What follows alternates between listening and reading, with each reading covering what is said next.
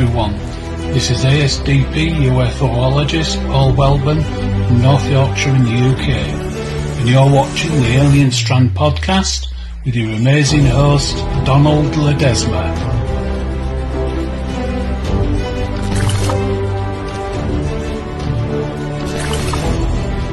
AlienStrand.com, the official website.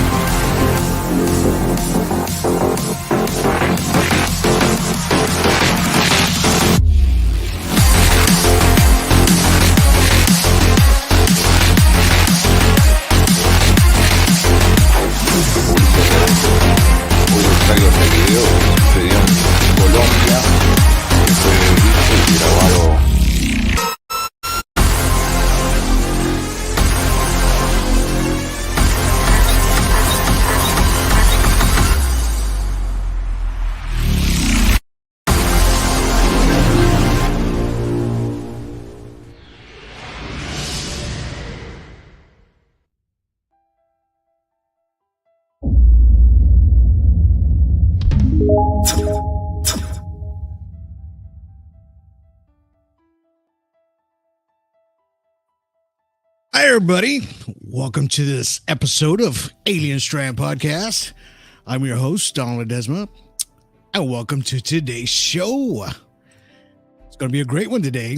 I hope you guys missed us because we were out for at least 2 weeks.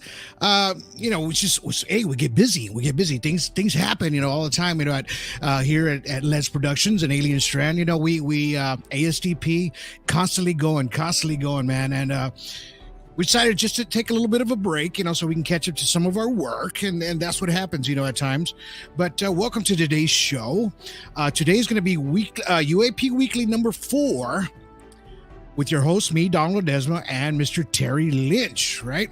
So, but before we go going, don't forget, catch us on 26, 27 platforms. We are on iHeartRadio, man. We are Ask Alexa. We are on Google Podcasts. We are on Apple Podcasts. We are all over the place. Why? Because everybody loves Alien Strand Podcast, man.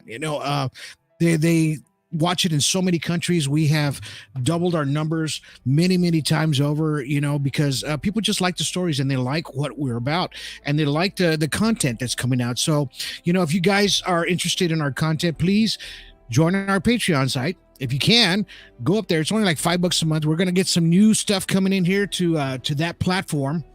And that's going to be it's going to be podcasts and things that you're not going to be seeing on your regular Spotify or radio or even on your YouTube. This is going to be on it's a Patreon. It's its own social media, man. So just go ahead and download Patreon and you'll be able to watch special content from Alien Strand. Okay. Also, today, it's not going to be the Lear test, but we're going to be talking about UAPs, UFOs, actually, in the Hive. So we'll be talking about that tonight, and it's going to be number 4. So, but if you don't forget, catch this one, number 3. If you didn't see it, man, you have to check this one out. This is one of the best ones that we have had out there. It's called the Lear test. Please go check that out. It's got a lot of nice information for you guys to check out, and it's just it makes you think. Makes you think about ufology, man. Please check this out on YouTube. It's all over the place. Give us a thumbs up. Please share that. Also, don't forget to watch The Middle. It's still on Amazon Prime. I think we gained another channel. So we are 18 platforms. We are live on 6 and we are live on 5 countries already. So it's like every few months we get to jump on another country. So you guys can see it because sometimes some countries can't see it and they have to see it on special channels, right? And these are the channels that you can watch it on right now. And it's $2.99. Tubi has it for free, but if you're gonna go for the free thing, you're gonna grab all the commercials. You can't beat it. Give us a thumbs up on that one. We'd really appreciate that as well. Don't forget, everything here is because we're pushing towards the middle too, right? That's coming soon. All right. We're in editing. We're almost halfway on the first part of this. We're going to get that one done. You all be seeing the first episode before the other two come out. All right. Get ready for this. This is going to be amazing video documentary to watch. All right. Also, don't forget to follow us, A.S.D.P on Twitter. You can see it at the very bottom of your ticker, ASDPUFO.com. Go there, or you can do the sister page at alienstrand.com. Go check that out. All right. Well, without further ado, let's go ahead and get Mr. Terry Linch on today, all right? Because, it wouldn't be UAP Weekly without Mr. Terry Linch. Let's bring him on today. Here we go. There he is. How are you doing tonight, Donald? I am doing well. A little tired. It's been a long work week, and it's still hasn't stopped yet. But, I think we're going to go camping this weekend. Oh, that sounds like a good yeah. Remember to Yeah. your drones, your cameras, and gear. And remember not to ignore your wife while you're doing any of this. Oh, no, I know. I got to kind of sneak the camera in there and, get a couple of shots, without Show nobody. how to fly the drone. Show how to fly the drone. Exactly. She loves to film. We actually did a music video this past weekend, which was an amazing thing to do. We love doing content like that, music videos, everything like that, because it helps not only with us, but it helps people that are locally get their music out there on a video, man. I mean, how much better can you do it with somebody local, right?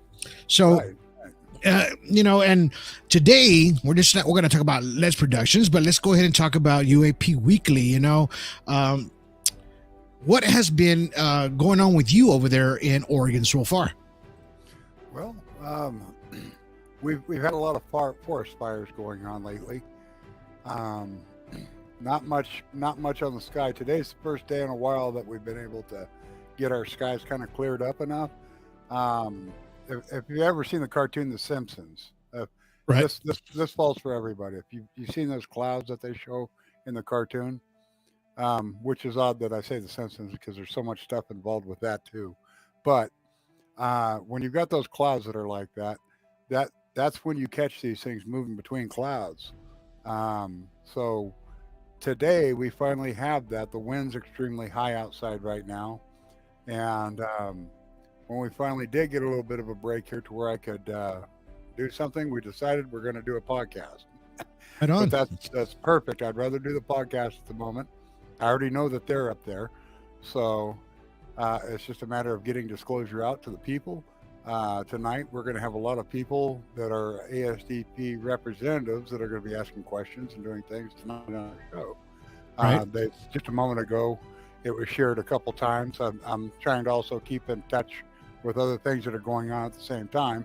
Now Right. that I have that capability, I'm able to see that we've got almost all of our ufologists are paying attention tonight to the show tonight. We've had some incredible things happen in the past week. Looking forward, I'm really looking forward to tonight's show because we're going to be talking about a lot of it. I'm really grateful that all those scientists and guys that work over at Skinwalker Ranch finally got to see what we've been talking about for the last 4 years. No. Yeah, You don't say. it turns out that if you listen to the ufologists that are out there that are constantly doing it, Yeah. instead of just a regular show, it turns out that a citizen ufologist might have some answers for you. I think they kind of stumbled into it.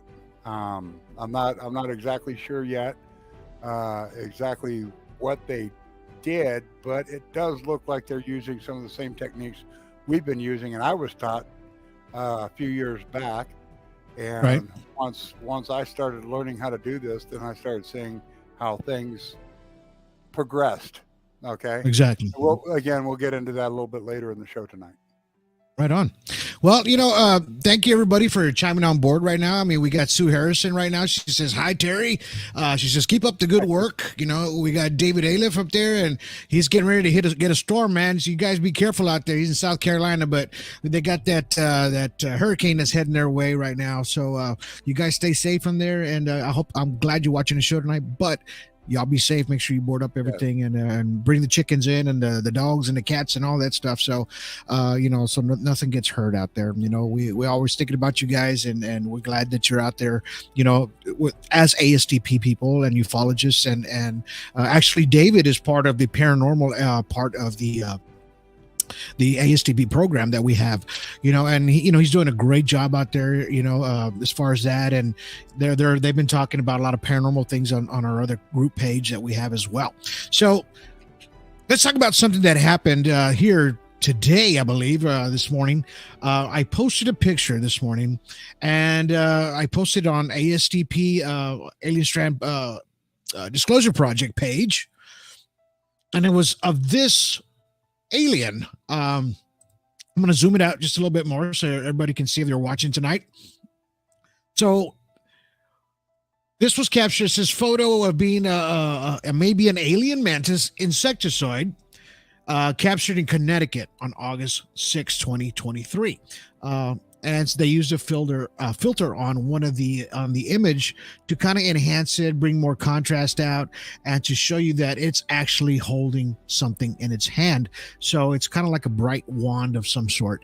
I have seen many videos, well, not many, but there's a few out there where you see them actually walking around and they have some kind of light wand in their hand when they're walking in the forest, or when there was one, I don't remember if it was Australia or it was on somebody's porch, and they were screaming at it, and it had like a wand in its hand, and you could see something bright.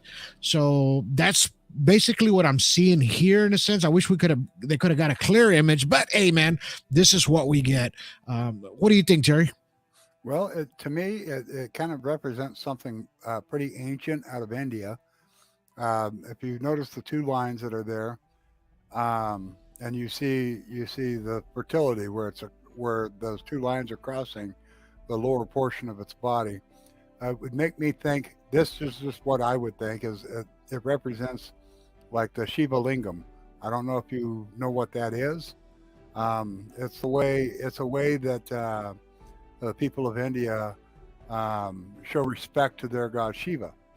And when they pour water over the top of this thing, what it does is it goes down the top of the lingam, and it goes down past what looks like the all-seeing eye of Shiva. And there's usually a dot. That's their dot. That's why they got the dot. Okay.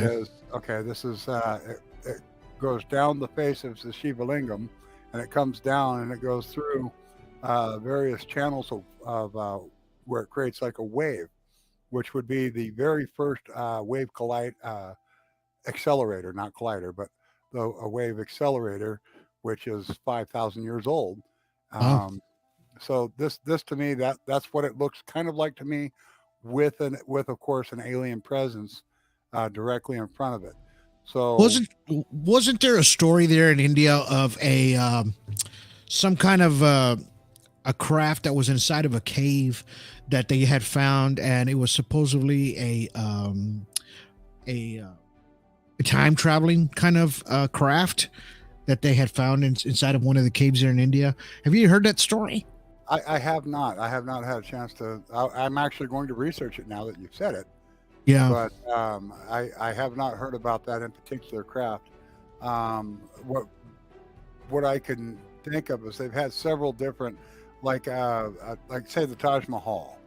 Okay, you have all of these figurines all over the completely around it. All the deities are completely around the Taj Mahal. And you see that on all these other temples that they have. And if you look straight down on the top of these things, which you'll see, literally, it looks like you're looking straight in at the inner workings of CERN. Which like three-dimensional? Yes, it's very three-dimensional. When you're looking down on the top of any of the temples, you see these different things. But this particular thing that we're looking at right here, that to me, that looks a lot like what you'd see over in India, only you've got something a little more going on with what you've got here. It's actually quite impressive to see what's happened here. I mean, I wish there was a video. That would have Yeah, been that would have been awesome.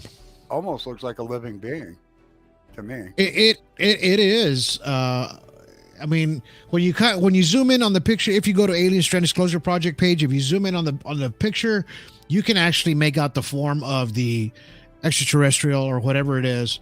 You know, it's got a large head. I think somebody had reported a UFO, but remember, Connecticut is a hotspot for alien abductions, and guess who lives there around that area?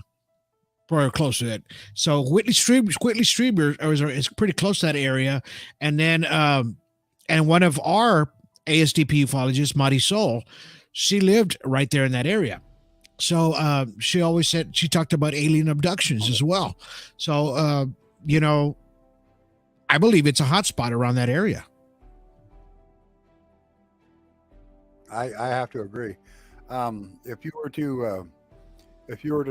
If you remember, I had done an article on what I call the exit of the equator, and it runs right up through the Connecticut area. Right. So that makes total sense to me that they would be going through that location because their craft would be slowing down as it splits off and starts heading towards, you know, you go south towards Machu Picchu, and it starts heading towards Pumapunka and all of that in the south. But in the north, it crosses right over, oddly enough, Skinwalker Ranch, and then it goes right on in over Dinosaur National Monument in Utah, and then it starts cutting up. It does a V, and what's happening is they're getting to the slower portions of Earth rotation. So this is how they're slowing their craft down, and once they hit these points, that's where you start to see more craft. Now they can stop at any point and do whatever they're going to do, but what they're doing is they're splitting off. And they're using this, they're running off the equator and they're just splitting off, and they start way out over the ocean. I guess they could go anywhere they want and come in, but I found a location out over the ocean where the island chain, it was called, let's see, Hava Nui is Easter Island, or sorry, Rapa Nui is Easter Island. I can't think of the name of it. It doesn't really matter. That happens to you all the time. There's a lot of islands out there. I know. Anyway, it's an island chain out there, and it looks just like the Pleiades. Right. If you look at how this island chain is, it does the hook and everything. Right. And there's island for every one of the Pleiades. So they've connected that. They've connected the pattern of that. Like if you flip them, it's upside down or whatever. You'll mirror, like a mirror image, right? Like the Sphinx. You know, the pyramids of Giza, how they're kind of all together. I would go as far as calling it the third tangent Dr. Einstein put out. You know, that's just mirroring. And so I would call it the third tangent. And that would be what would allow you to have a mirror image of something. And when you put those mirrors together, you end up with different things that take place. For instance, we've got a friend in England. His name is Barry Nichols, and he does this with English fog. And he does this. What he does is he takes this English fog and he puts it together, and all of a sudden you start seeing images of things that look very Mayan. I mean, we're talking about in England here, and he's seeing things that look very Mayan. And there was one time he put one together. And this, by the way, he walked himself into this. He didn't realize what he was doing when he did it. And I explained to him that it was called the third tangent. Right. So what ends up happening is he put this mirroring together, and he says, I don't understand why, but this looks like Dr. Einstein. And sure enough, it looked dead on to Dr. Einstein sitting there holding like a globe kind of thing. And it looked like there was some other deity or something behind him. Yeah. So it's kind of spooky. But he also came down, he comes down onto objects with, you know, he comes way in, zooms way in on this stuff with some of the cameras and lenses he has. And you can see in each one of the particles of the fog, each particle, okay? Not just the fog itself, but the particles of the fog. you can see what looks like different faces of different people in this fog. So to me, that says that this is probably purgatory. I don't know. Well, which is, and I'm thinking, now that you're talking about it, I'm thinking that it's what do you call that? Quantum, that one you talk about. Quantum entanglement.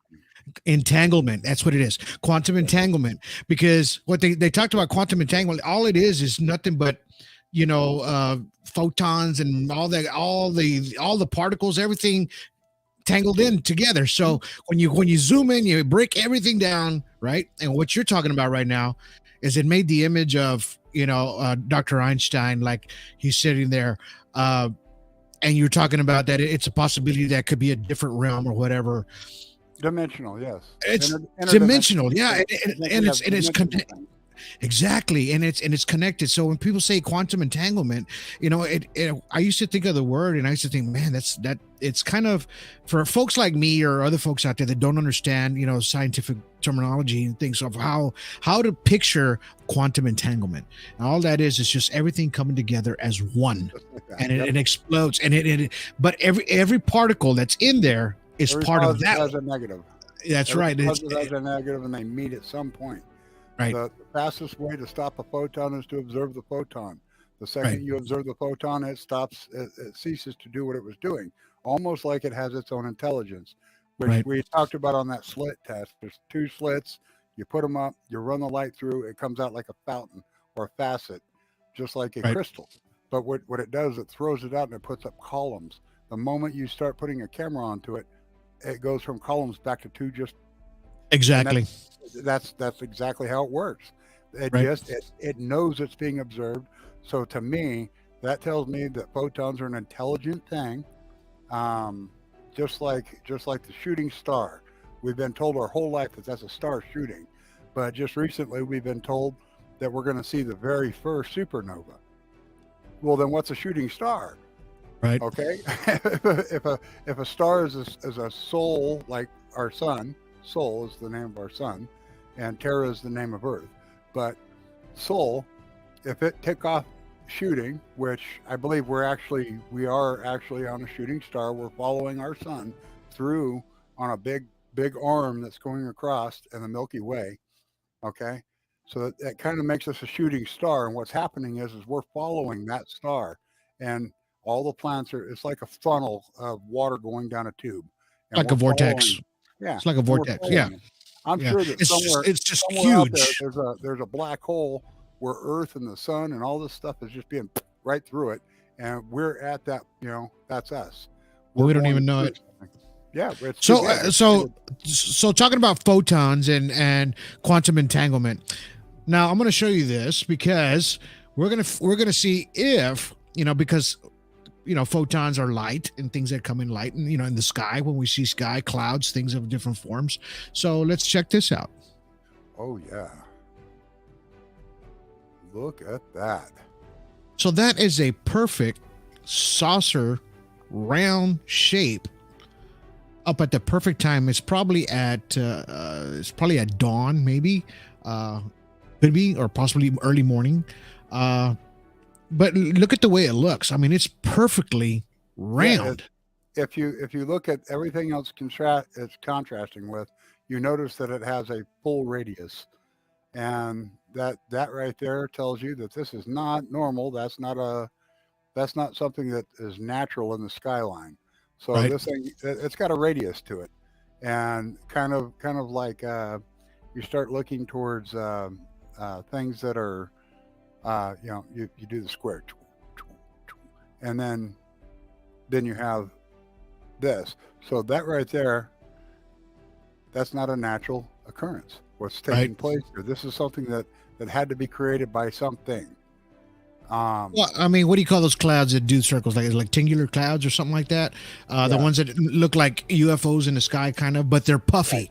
They're puffy, and this, if you can see, it looks like it's got a flat bottom.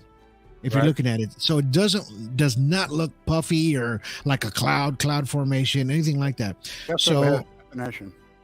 Exactly, and I don't see if it could be any kind of manipulated somehow or another, as far as like CGI. It does not look like it.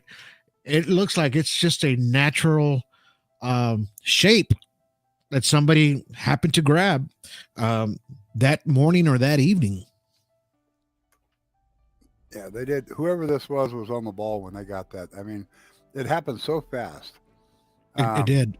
It's really weird when you're outside. From time to time I'll catch things that are moving across the sky. Right.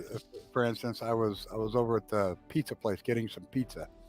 Okay, I was bringing it home to the family. I got my pizza. I take it out to the car. I look up over Paulina Peak, just so everybody knows, Paulina Peak is my main target. And the pizza place just happened to be below Paulina Peak, and I'm standing out in the parking lot, and all of a sudden I see a craft going by. Okay, it cuts right across. The thing's glowing like a bright orange. And I'm sitting there, I'm looking up in the sky at this thing as it's going by, and there's another guy standing beside me in his car. He's getting ready to go inside the pizza place, and he's going, "That didn't look like an airplane." And he goes, "Have you ever seen that before?" I said, "Well, my name's Terry Linch," and I go shake his hand. I tell him who I am. I said, "But let's keep our eye up there." Right. Three more went in the exact same line, right in between the clouds in the same spot. And he and I were both. Neither one of us had a phone or camera or anything with us. I wasn't thinking twice about it because sometimes I take a break from carrying a camera around because I've always got it with me. I mean, it's like a nonstop thing for me. But well, Angela Ellison says, "I have a recent one like that in the clouds with spacing between lights around that are exposed to the edge." So she's actually caught things like that, in the sky. And when we were talking about traveling earlier in space, David Aliff says truth. We're constantly traveling. It's just the things that we're seeing in the skies now are a lot more. They're more visual now than they've ever been before. Now, is it me, Terry, or when we were watching photos of the 1950s, 1960s photos, these crafts are about as big as my finger? I'm going as wide right now, right? Now, look at the size of this thing. Yeah, look at that's miles wide. Yeah, look at the size that we're seeing now. Because look at the trees, the clouds. I mean, that's way up above the clouds. Now, imagine if that thing was on the ground, it'd be huge, right? Right. It's like, think about this. Like the Aurora Borealis itself is like 60 miles above the Earth when those particles are coming in. So it doesn't matter how high the airplanes fly in that area. They're never going to make it there. We only go like 6-7 miles up. Okay. So these things are 60 miles up, and it's coming in, and if you're in that location, you can actually hear what sounds almost electrical sounds going off in the background.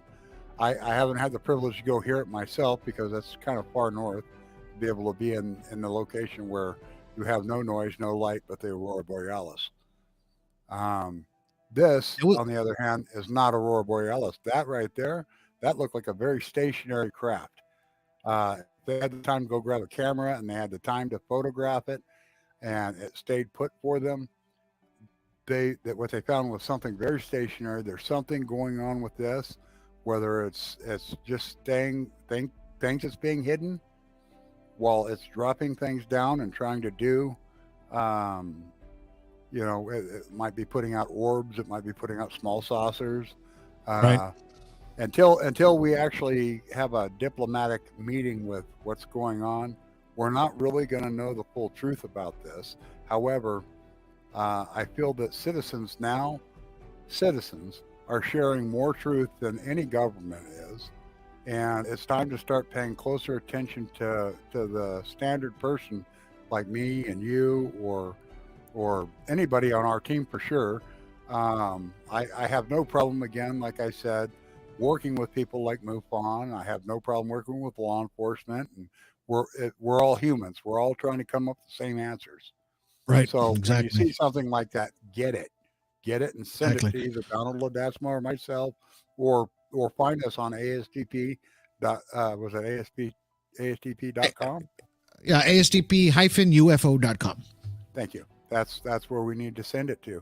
And when you find these things and you report them to us, well, first off, we're not going to send all the news, and we're not going to call the police, and we're not that. This is humans being humans, reporting to somebody else. We actually understand what you're saying. We can, if it, in some cases, it freaks the hell out of people when they see this, and it changes everybody that sees it. You can't, once you've seen it, you can't unsee it. So get ready, report it, come see us. We'll hook you up with other people, and you can talk about this with other people. Not everything you say is going to be put out in a movie. Not everything you say is going to be on our show.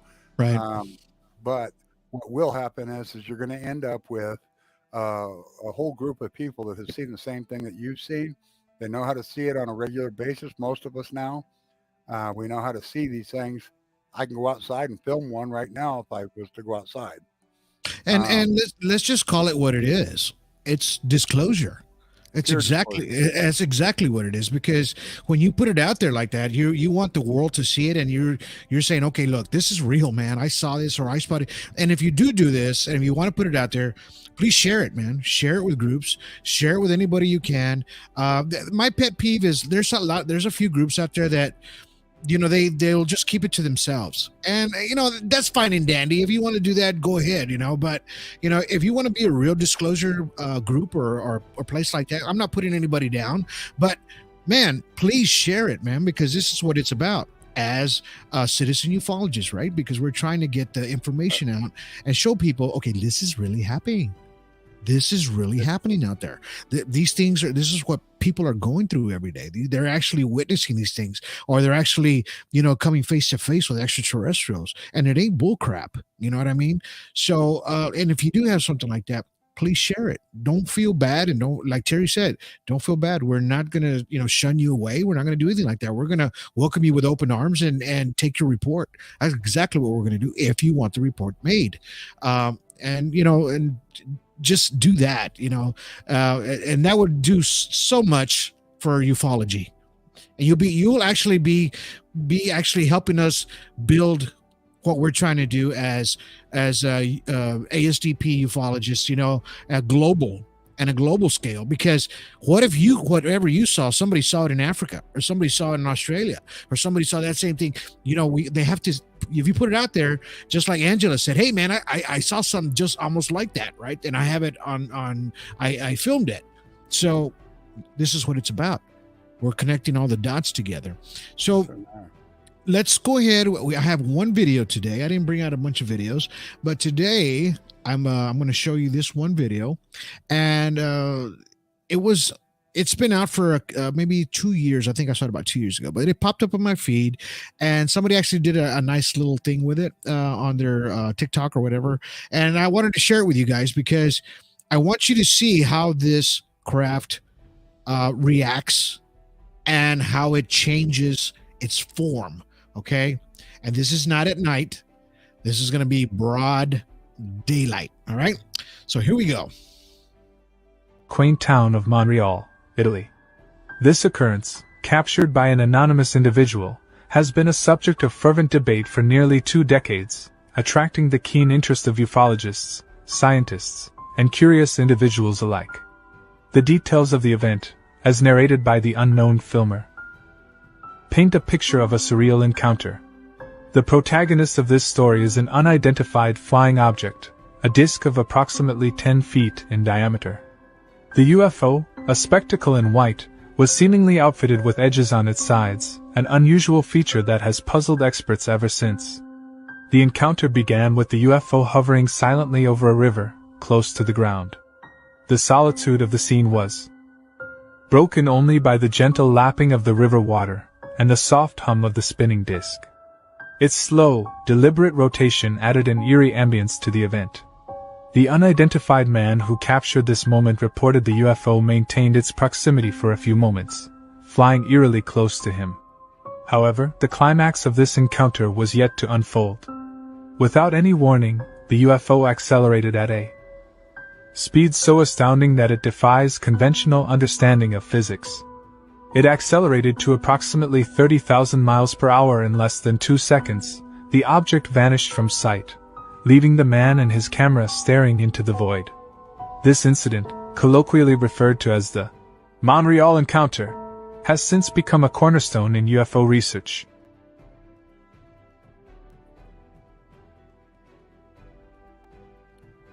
There's so much in that. There is so much in that. Yeah. If you remember correctly, I gave a estimated top speed of I like to call it 22 miles a second, which equals out to about 70,000 miles an hour. I also wrote a report called D1 Sharp. It's a hypothesis on the ancient people and how they would know that there was UFOs coming into the world or coming into their area. They would see a ripple in the water inside of a bowl. Now, the Azenazi, they built a lot of clay pottery bowls and things like that. So they would see this ripple, and it looks like a bullseye, okay? So if you look at D1 Sharp in a piano, off a piano, it will create that exact ripple that I'm talking about. You see that painted up on the walls. They all say it's a universe or galaxy or whatever. No, that's their phone number, man. They're telling you they're above you. And then the other part of this is you see, not only do you see the D1 Sharps, you see the massive speed there, but when that craft slowed down, what you saw different things popping up on the sides of it, and it's creating that same and everybody's heard me say this more than one occasion. You hear this little hum, and that hum is the D1 Sharp. Okay. Still, we need to meet these things. We need to find a way to have some kind of diplomat that will be able to speak with them without starting a war. However, from what I just noticed on that touched on a lot of things I've talked about in the past, and a lot of things you've talked about in the past. What's your take on it? Well, I mean, I've seen the original video, and what it does is it comes around and it comes close to him, and then it zooms back out, and it actually hovers there for a little bit before it takes off. But the narration, I guess to make that video, they had to do it short, right? So they probably cut the video down in half, because when it first comes in, it's just literally hovering and kind of going around him, and it gets real close to him, it backs off, and then it starts doing what it was doing, and then if you notice, when it was hovering in that, these little flaps came up, right? Mm-hmm. Like it was trying to stop itself from moving. You know, remember how when me and you talk about how the UFO craft, how something probably inside moves on some crafts, and I'm not gonna say all of them, on some crafts just to make them go in a different direction or whatever. Okay, so when you see the video, it's slowing down. You see these little flaps come up on the very top, and it looks biological. All right, this craft looks biological. I mean, because it looks like a UFO disc, and all of a sudden these little fins come up, and they're kind of squarish. They're not a straight line flap. They're kind of squarish, right? Mm-hmm. And then they disappear right back in, and then it moves over, and then it takes off, right? So it used those as a counterweight to kind of put itself right there at that slow stop, right, in that rotation, so that way it can once those flaps went down, if you notice in the video, it starts moving forward, and then boom, it takes off, right? And they're calculating at 300,000 miles per hour. I mean, it's a possibility if they probably calculated that with the film, and you know, then how fast it moved from one frame to the next, you know, in that speed. But I mean, it's maybe 2-3 years old, so it's not really that old. Yeah, he had stated 30,000 miles an hour within 2 seconds is what he came to. Was it 30? Okay, I thought he said 300. It was 30,000. That's just a quick glance at what I'd seen. I was really trying to pay attention because it really coincided with a lot of stuff I was talking about. That right there, that's the kind of proof that we need to have for getting our calculations. Now, I've had other things that have come from being able to see this, because when you're filming things, if you take your camera, all right, and you turn up your shutter speed, okay, you bring your shutter speed up, it gives you a slow motion effect.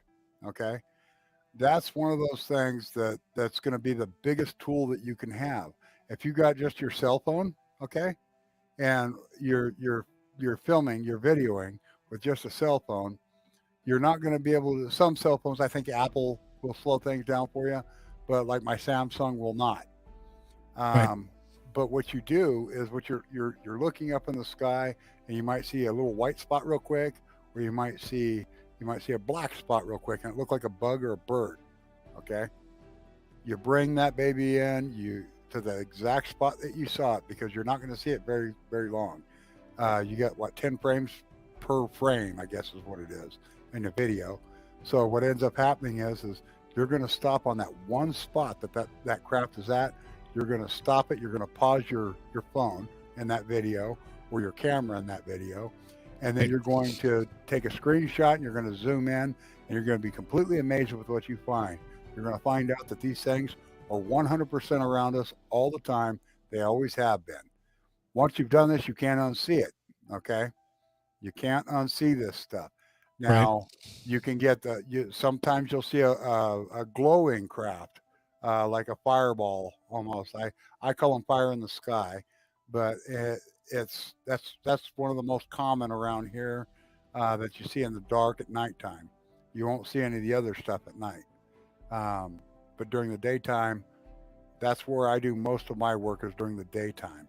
And believe me, I see this stuff at nighttime too. I'm out on 5 acres in Oregon here, so I just walk around at night if I want to go catch something. So, so usually on a cell phone, right? Your cell phone, if you take a video, okay, this is like an iPhone 11. I'm still old school right now. It's new to me, but old to you guys. So one of these will actually do 1/3200 on shutter speed, and what that means is, when normal cinema cameras are going 24 frames per second, right? So you see my hand doing the shutter, it's got like a blur effect. Kind of a blur, So right now these cameras are usually around 24 to 30 frames per second on your regular cameras on for video podcasting, right? So, but the good thing about a cell phone is you haven't noticed how clear it looks, how sharp it looks, and everything like that. Is when you're taking video, it's because of that 3200 frames per 3200 speed, right? So usually when I'm filming a video or a movie, I'll do at 24 or 60 frames per second. That's it, right? Imagine at 3200, and that all that means is that you're gonna you can do one frame, and you can split that frame as many times as you want, more than 10. I'm going to tell you that right now. Well, this is where I'm at. and you'll catch that image, that speck or that UFO or whatever it is in your video footage, right? This is the good thing about cell phone cameras. Now, professional cameras, they will go up to 3200, but you might get something to go up to 12, and that's it. That's all you're going to get, 15 or whatever, because they have to sacrifice one thing for another, right? A better image quality, or we're going to give you speed, or what are we going to give you, right? 4K, 6K, 10K, I don't care what it is. The more K you go, the less qualities you're going to have. So cell phones right now are a really good game for videography or anything like that, or if you're shooting UFOs in the sky or UAPs. So just kind of remember that. I'm not saying do not get a professional camera. We do want you to get a professional camera, because you're going to get a nice, clear image, a sharper image, where you're going to be able to zoom in, because remember, a lot of phones, they're at JPEG, which is just going to be a standard image, right? That you can, once you start blowing it up and zooming into it, it gets pixelated, right? So when you shoot a raw image, which is from a professional camera, it's called RAW, you can zoom into it, man, and zoom in, and it'll take a bit before it pixelates, right? So that's the good thing about having a professional camera or a cell phone. Just remember that. And that's what we're trying to do, and we try to teach at A.S.D.P. Now, do you got any more on that one footage? I got one more thing I do want to say. I bet you know exactly what it is. I do. I am Nikon. You are. And I want to make sure Nikon knows that I'm Nikon, and I want to make sure everybody else out there knows Nikon is a good way to get out there, and you can go from anywhere from, like, I have a P500, a D3200. I have a bunch of Nikon film cameras. I'm shooting for the Nikon P1000. I that right there will get to where I can see it's a 3000 millimeter super zoom.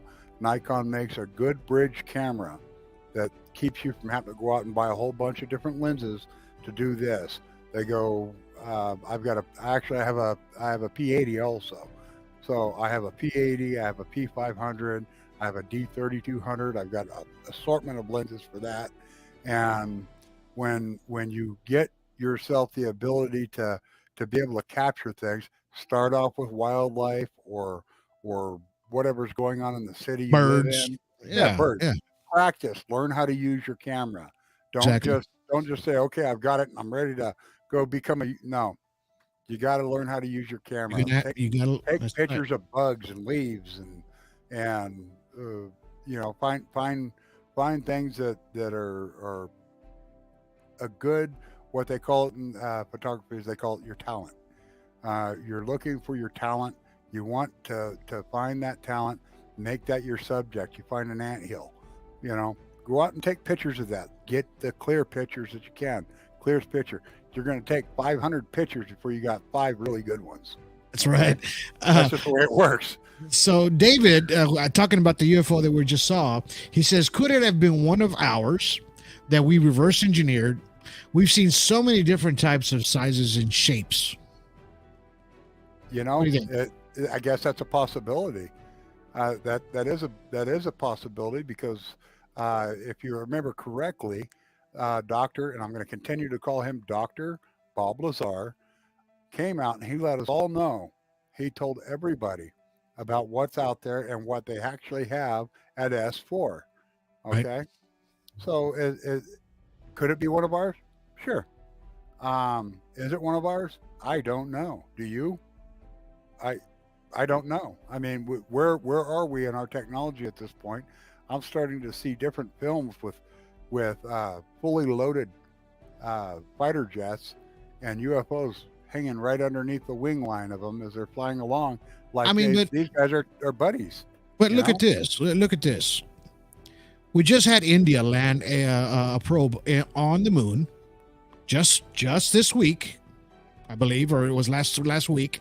At the same time, Russia shot a probe up there as well.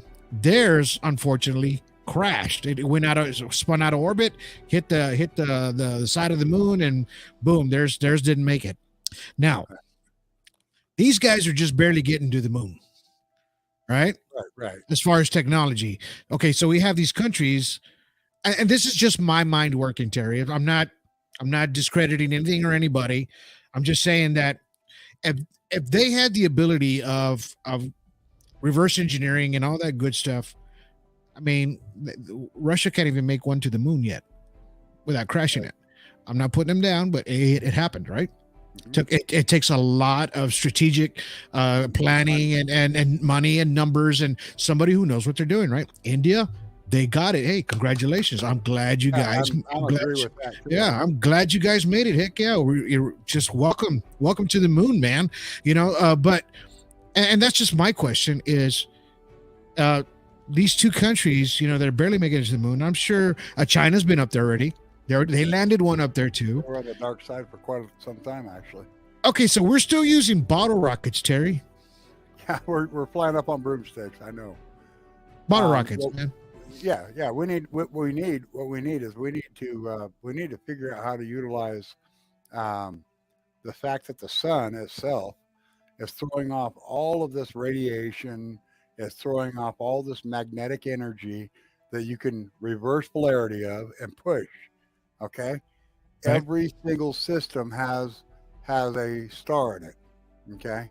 Every single system has that star, and every planet you can actually utilize to go around and slingshot right off their gravitational field and poof. And you can do this on every planet all the way to wherever you want to go. Now, on the other end of this, is you have that big star there that's throwing off all that energy, and all that energy is more. It's more than just light. I mean, it's throwing photons at you, which we can grab.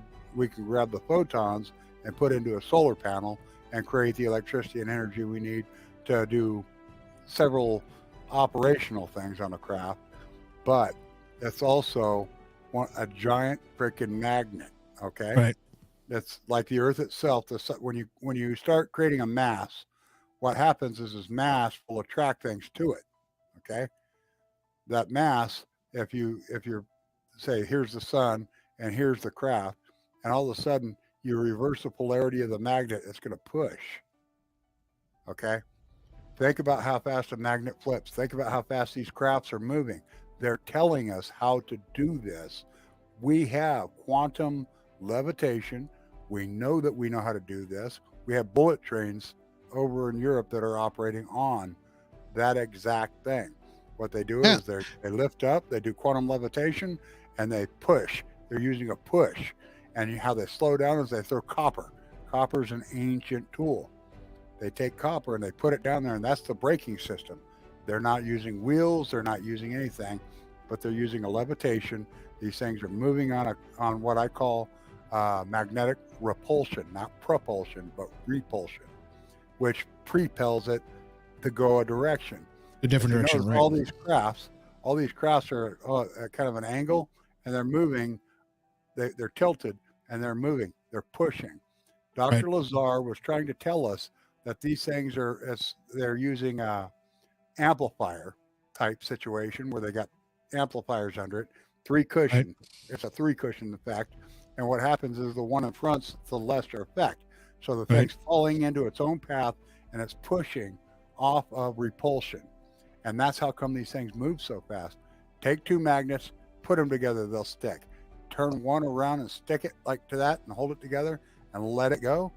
And all of a sudden it flips just like that. I mean, instantly. Well, and they're showing us, right? You're saying that the extraterrestrials or aliens or whatever they are showing us, okay, look, this is how you do it. This is how you do it. Okay. So when we lost Phobos, the Russians lost Phobos, right? That was human error, right? Correct. By getting his keyboard, and he accidentally hit, I think, the 2 dots by accident. That threw the solar panels, threw the solar panels off, which they could not make any kind of connection or the radio signal, and they lost it and it took off, right? So of course, then we have the new one, the new Russian one. Human error, right? Here we go again. Human error. So I know that these extraterrestrials are advanced, and they probably, maybe at the very beginning, when this first started, they probably had a lot of their errors, and were able to figure out how to correct this. Are we ever going to be able to? I mean, really? You mean Earthlings? Yeah, I'm being the devil's advocate right now. I'm going to be the devil's advocate too on this. Yeah, when you said that. Okay, so Earthlings. I'm going to go ahead and go with Earthlings.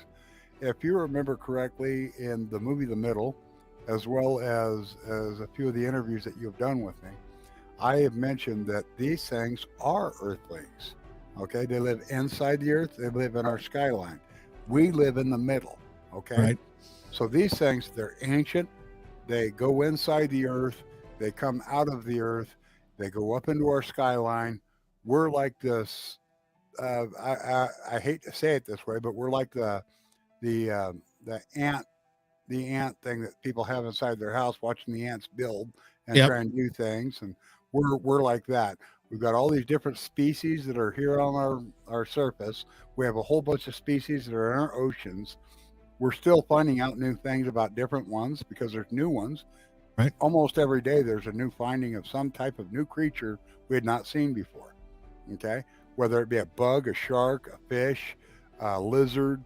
What they say, they've only discovered maybe what we would call maybe a glass full, a wine glass full of water. That's how much they've actually found in our oceans. In other words, it's compared to, in other words, because of the size of the ocean. That's why they're finding new things every day, and they've compared that to the universe. Right? We've only got a freaking fraction of what's out there. Right? Of things that we don't even know about, and these extraterrestrials are just flying everywhere, right? And us as humans, we barely even touched the surface, barely. And that's what I'm so intrigued This about. last couple of weeks, I've been showing things. Go ahead. This last couple of weeks, I've been showing microbiology things that if you take a look at the tip of your finger, where am I at? There's my camera. The tip of your finger or underneath your fingernail, there's so many bacteria and things. It's gross. I've actually made a few of our people go, "Oh God, really?" And they're over washing their hands now because of stuff I've been sharing the last few weeks.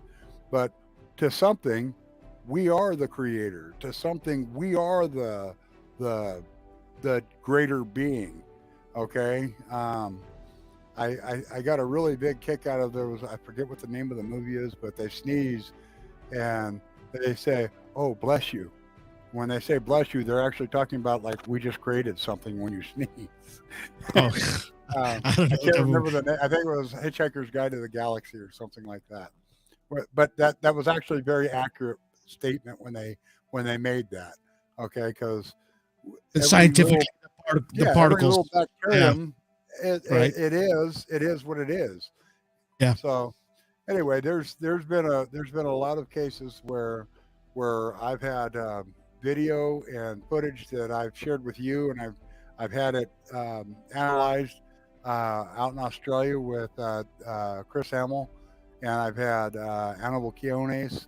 I've had him analyze it, but I've had things to where I've got this mountain face. I actually took you out to where we were at called the Hive, and we were trying to look through there, but then a damn forest fire lit up and we couldn't see what I was trying to show you. This location, I had over 30 plus craft come out the side of a mountain face. Okay. And that tells me that these things live definitely inside the earth. And the reason we call the location the Hive is because these things live inside the earth. And from this location, you can clearly video it at any time, as long as it's not like a forest fire or fog or whatever getting in your way. Before we get into that subject, because that's going to be a great subject, let's talk about this big guy real quick. Just real quick. So this picture came out, I know about a couple of years ago. I saw it, and they're saying it's like a albino Yeti. I grabbed it from one of the Bigfoot group sites, and I just wanted to share it because, well, I mean, if you look at the eyes, they're huge, huge black eyes. The nose, it's kind of weird because the nose and the mouth look almost a little humanish, but it's covered in complete fur. Complete. It almost has the look of, I don't know if it's real or not. What do you think, Kerry? Well, from what I've heard, Bigfoot's often mistaken for the abominable snowman, yet he doesn't mind. This right here is pretty cool. Yeah. I'm still looking because you know damn well, and so does the rest of the world. I live under the Cascadia Passage, and the location on that is Bigfoot country, 100% Bigfoot country. I live directly next door to something that is like this. I haven't seen one yet. I've heard stories about people in the area that have, and this right here, I think this would probably make me roll my tent up, load everything back up in the car. Well, look at the picture. Yeah, and people in audio land, they can't see it, but if you're on YouTube or Facebook or anything like that, I mean, you could clearly see like somebody's moving a shade over, and they got a flashlight, or it's actually maybe the house security light hitting him right in the face. So I don't know. That looks very, very significant. The details in the face are very, very detailed. You can definitely tell he's got an elongated skull on the top of his head. Wide, super wide. Does not look like he's got a neck at all. I mean, it's. I mean, he does, but he doesn't. He's uptight. I would actually love to see something that shows the size difference in this to how big he is, because I hear these things are pretty damn big. Again, my cameras are fixed up in the sky, but I have a Jonathan Mitchell, and that gentleman is what's supposed to be watching for that. Okay. Right. He sees that. He's supposed to tell me so I can turn my cameras the other way. He's Yeah, also supposed to help defend me from that. And I don't think bullets or anything's going to hurt this thing. From my understanding, these things are massive. I mean, they can pretty much throw 3-4 inch tree trunk at you, pull it out of the ground and chunk it at you, and your history. So I would not really mess around with one of these things if you saw it. I would just kind of turn around, be calm, walk away. Don't do the bear thing and just kind of lay there. I don't know what I would do if I saw something like this. It's like, what do you do? Do you grab your weapon? Do you shoot in the air? Do you kind of say, hey, get out of here, whatever? When this thing's, huge, it could be 8, 10 foot, tall. I hear these things are huge. Imagine something. I mean, I'm 5'9". If this thing it was 10 foot tall standing in front of me, it'd be twice my size in height. The reports around here put them at about 17 foot tall. Around in Oregon? Yeah. Wow. And people off in the distance, they'll see a tree, like not a ponderosa, but like the lodge poles that we have around here, which are 10 to 12 inches around. And they'll see these trees shaking around, and all of a sudden you'll see the tree move.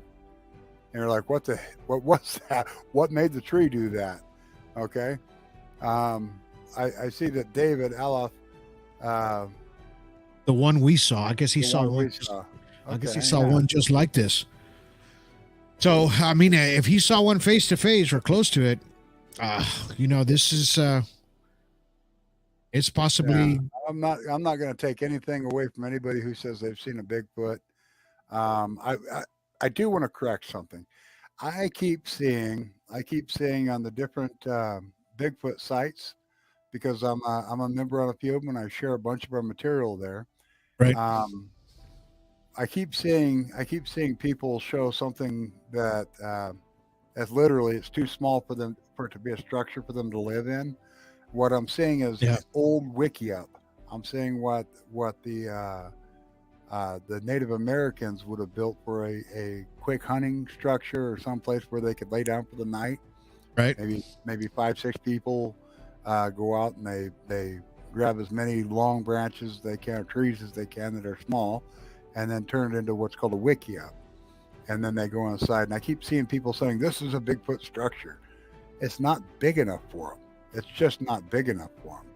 Yeah, my actually my niece, they live in Pecos, New Mexico, and they were up actually in Santa Fe, up on top of the ski resort area, the Santa Fe mountain, and they took a picture of something that looked like wooden sticks all together, and it was pretty massive. They walked inside of it, but it looked like you said, it had like a 17 foot or 20 foot entrance. This thing was huge. Yeah, because they stood inside and they're like, 5 foot, whatever. And it was like tall. I was like, wow, whatever you're standing inside of was huge. And I think the Santa Fe, New Mexico, the area out there, I think they tore those down because they thought that it was kids, or they didn't want somebody to start a fire with it, because what does it look like? How do you start a fire? On the tree. Yeah. Yeah. This is how we start fires. Yeah, like a kindling. This is how you start fires. In I don't care what fire, even in a barbecue pit. You use that triangular shape in order to get it going. But I want to let people know, if you see one of those up here in the Central Oregon area, and it's put together like that, you see tarps and stuff around it, don't tear that down. That's for me and my crew. Okay. we actually build these. So I live next to Paulina Peak. Chief Paulina, he was a northern Paiute. They call them dog soldiers. That's what they called these guys. And we learned something. I actually live right next to a place called Wikiup, literally. Down the street's a place called Wikiup Junction. You and I bought sodas and beer and things like that there. Anyway, Chief Paulina, he used to run the whole top of the Paulina Peak area, no U.S. soldiers, none of that stuff. And down here in the area of Lapine, we had several Wikiups that are all around this area that are ancient. These It's a couple hundred. When I say ancient, I'm talking a couple hundred years to back. Okay. Right. So these things are these structures are kind of around this area. So if you do see them around here, don't tear them down. If they're going to burn down, it'll be a forest fire that did it. But that's part of our history. Before you go and try and tear something like that down, look around. You're going to find arrowheads. You're going to find all kinds of things. This is how these ancient people lived. They would move from spot to spot. They would hunt. They would get their furs. They would get their skins. They would get their meat. You find these wickiups closer to water, just like the Azenazi would. They'd put their stone structures up in the cliff sides, but they always had access to water and things, vegetation and things like that. Oh, here we go. And let's talk about that. Ancient structures, what we talked about before, the Easter Island, Peru, Guatemala, how all these structures, they all have that same kind of like elongated neck, the long head. They almost look, there's a lot of similarities, to the structures and the builds, right? And why, and my thing is, I know these are ancient and these were done thousands of years ago. Why? That's my thing. Well, why? You just happen to on two of these right here. You've got the top one from Peru. Those are called the Moai. All right, those are on Easter Island, the Moai, and then you go down to the next one down, and you'll notice that there's you'll see 5 statues right there, and then you see 2 skulls on the top. If you notice, you see the 2 giant skulls on top. Yep. Okay, those are giant skulls. They are not regular skulls. Those are giant skulls. These people were also giant red. These were giant redheads. Okay. The people that in Peru, they were called the cloud people, the ones that you're showing here, and the ones just above, where they've got the Moai there that are on Easter Island, that's Rapa Nui is the name of the island. They were also known as giant redheads. The problem with these folks is they were also cannibals.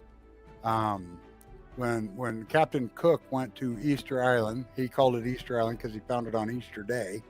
On Rapa Nui, it turned out that they weren't real receptive to having people come visit them.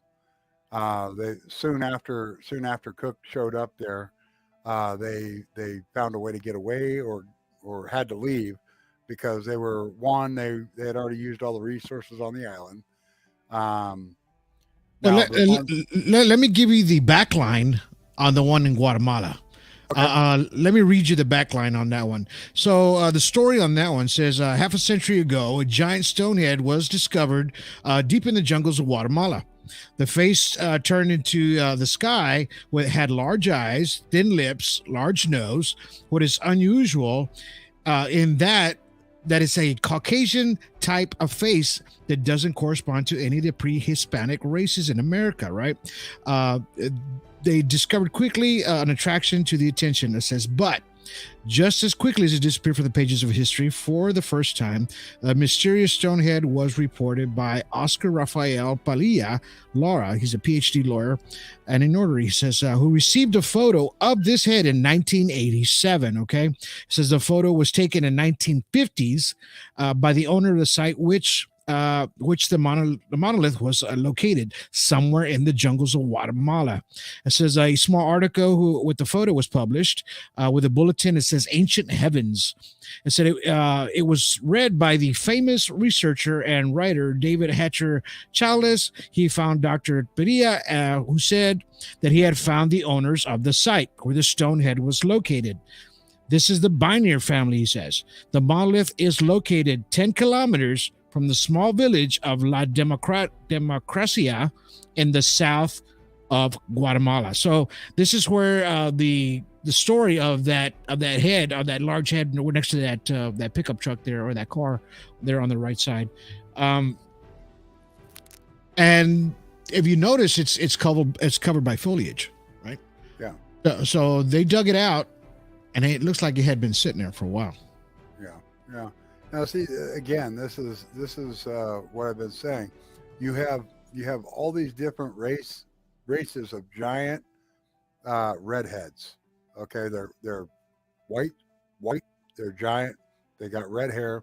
I believe most of them had a couple rows of teeth, and they were cannibals.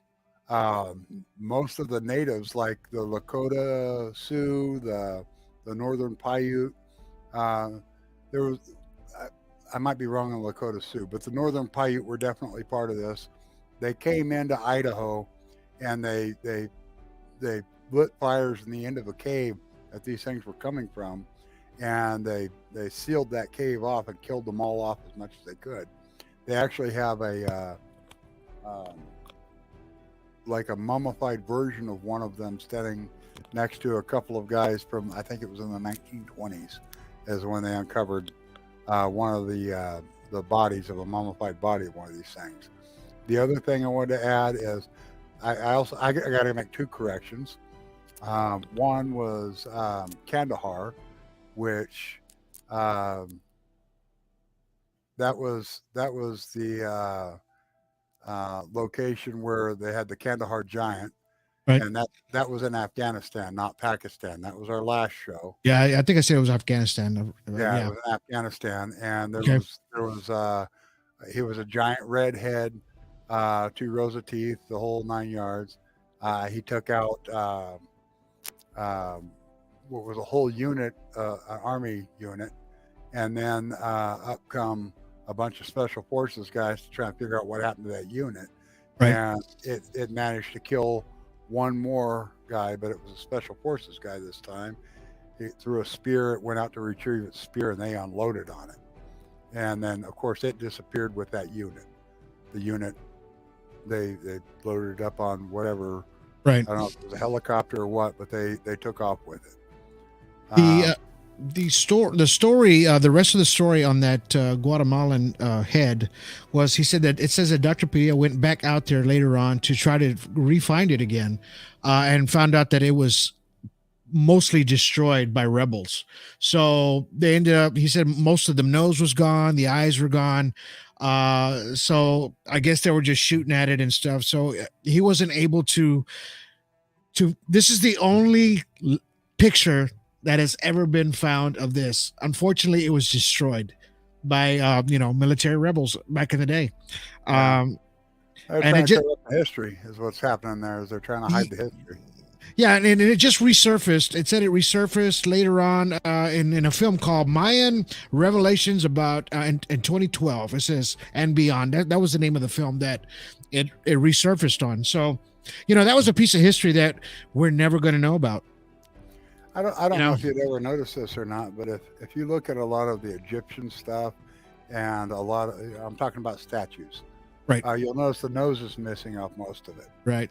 Okay. Well, that's because everybody was trying to smite the other one's god. Exactly. And that's all that is you'll notice the nose is, they'll leave the face there, but they'll take the nose off, and that's to smite the god that they're talking about. It was a big deal back in that time frame, where they would roll a giant statue out at the edge of the battlefield, and then they'd roll another statue out at the edge of the battlefield of this god and this god, and then all these people would fight for these statues. And then when they do that, at the end of it, they'd take the other side's statue and they'd break the nose off it, and that meant they won something. That's what happened at the Sphinx. Yeah, that's exactly what happened. They took the face off of the Sphinx. Yeah. So before we close out, let's get to the main heart of what we're going to talk about today. We got to touch on a lot of good things today. Believe me, this was a great show, and we're still going. But let's go ahead and talk about this before we close out, okay? And absolutely. Skinwalker found what? What did they find? They found something that we've been talking about for 4 years. Don't get me wrong, I love the show. I sit there and I've watched, I think up to maybe season 5 or something. I stopped there because everything that they were seeing and stuff, I was like, wait a minute, we've already been doing this. Right. This was my thought, my personal thoughts. And I'm sitting there watching, I was like, okay, yeah, I know where that's coming from. I know where that's at, and this is where they're going to find it. They're going to see it here, they're going to see it here. So on this new episode that's going to be coming out. It's a great show. Don't get me wrong. I'm not downing it, but they're going to see this UFO fly out of this mountain, off the side of the mountain, just appeared out of the mountain, and it came out straight out of the mountain, right? They did.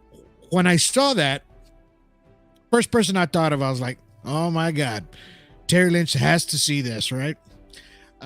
So I tagged you on it, and lo and behold, you saw it, and it was like, yeah, we've been telling you this for 4 years. Yeah, I've got footage of this. Actually, there's other people out there. There's Animal Quiones, there's Tino Gallegos. These guys have been filming this stuff for years before Skinwalker Ranch ever saw it. I'm grateful that somebody is publicized and that they've actually got some good scientists, and they've got great footage. They own helicopters, they got drones, they got all the equipment that we're dying to get. Okay. And they're breaking it down into science. Yeah, that's what they're doing. They're doing a good job. They are doing a good job. They're crunching it in numbers and waves and visuals and things where, they can calculate, everything's all calculations and all mathematical, right?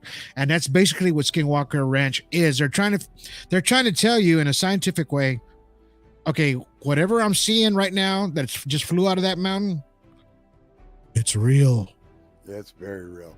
You know what I mean? Some time to spend. At some point, I want to have a little collusion between A.S.D.P and the Skinwalker Ranch folks. I want to talk with their physicists there. Him and I have got a lot to communicate about. I believe it or not, I like the work I see with Giorgio Tsoukalos as well. But every one of these people, they're all kind of tied together. That's the one thing that you see on all of these ancient paintings is everything has to touch hands, or they have to touch.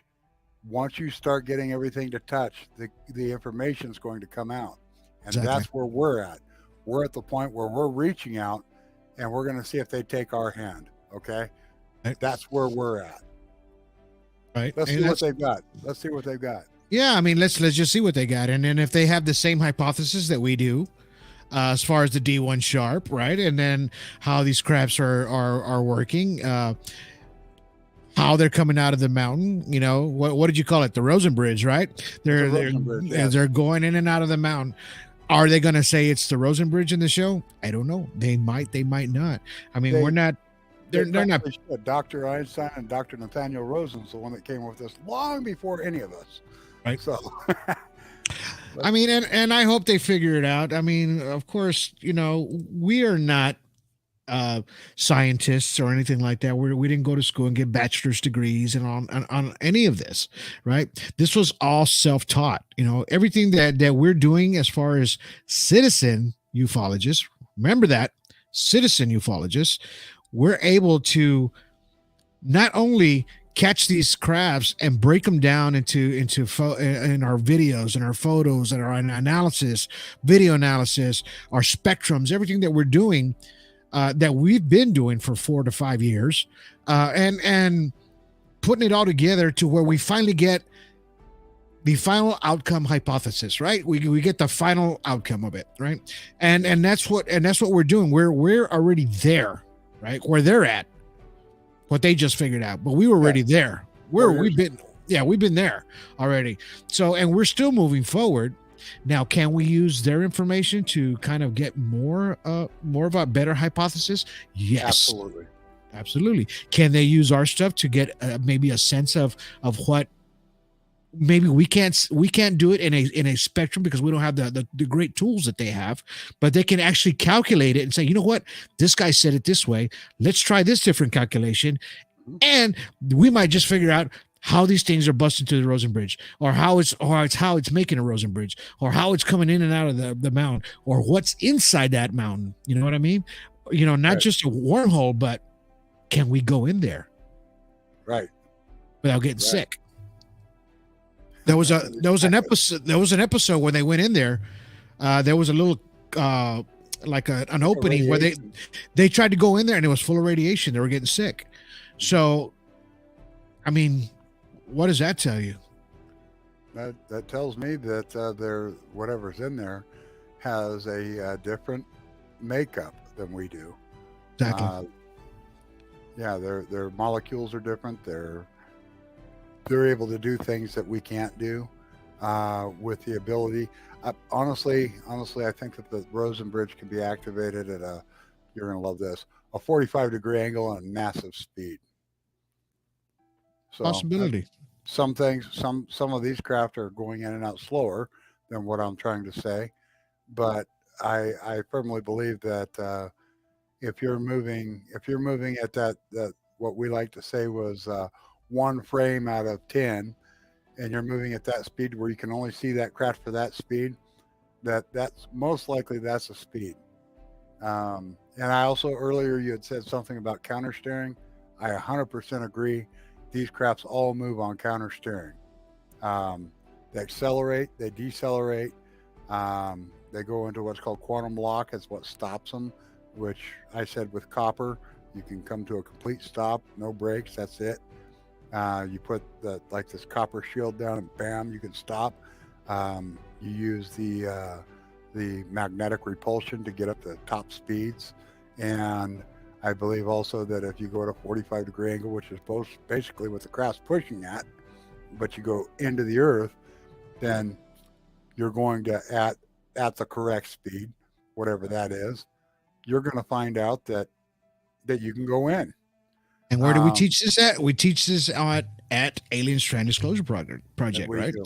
Pretty soon, I'm gonna be writing up a academia for this. We're going to. It's not just going to be me. It's going to be quite a few people. We're going to take all these different techniques, and we're going to turn this into a school for other people to learn exactly how to do exactly what we've learned to do. But we're going to take, like, from Australia, from India, from England, from New Zealand, Mexico, all these different experiences on how to film and become a ufologist. We're going to turn this into an academia. And I honestly, the rest of the world it doesn't really matter what their thoughts are on that, but in the world of ufology, that's going to be a striving force that people want to come see us to learn how to do this stuff. These are shows. This guy, Skinwalker Ranch, that's a television show. They're not teaching you how to do it. They're showing you a show. Okay. We are all about teaching a citizen to become a ufologist. And at some point we will have an academia. And when we do, it'll be very basic, very simple to follow. And when you do the things that we tell you to do, from the different locations around the world and the different techniques that different people have, this is going to be something that opens every eye on the planet. Okay. Done. I'm looking forward to doing this, and at some point we're going to put it to video, and then we'll put it out there for people to be able to get their hands on. That's my main goal here. Is disclosure for the world. Heck yeah. We don't require government. Well, I hope everybody enjoyed today's show of UAP Weekly number 4. All right. So this is what we did this week, and we'll probably see you next week, after we do another one. So and we'll talk about different things as well. We'll show the videos of the week and everything that comes up with UAP Weekly. If you guys enjoy the show, please share our YouTube channel, share this on Facebook, or just share the audio, because this is on audio as well on 27 platforms. You can even ask Alexa. All right. Well, thank you, Terry, for being on the show today, and we'll catch you on the next one. All right, brother? All right. And remember, everybody, disclosure starts with your story and respect. Heck yeah, exactly. We'll talk to you in a bit. All right, guys, I hope you guys enjoyed today's show. Like I said, you can follow us. Make sure to give us a thumbs up. If you want to give us some stars, give us some stars. That'll help get more content out as well. All right. So I hope you guys enjoyed today's podcast. We went a little long today, but it's okay. There was a lot of information we had to catch up to. So, hey, man, there was 2 weeks we had to catch up to, right? But we did it all for you guys, and we did it all for disclosure, because we know that you guys are out there watching the skies. I always say keep your eyes up in the skies because you never know what you're going to get. All right. But until then, you guys have yourselves a a good evening. Have yourselves a good night.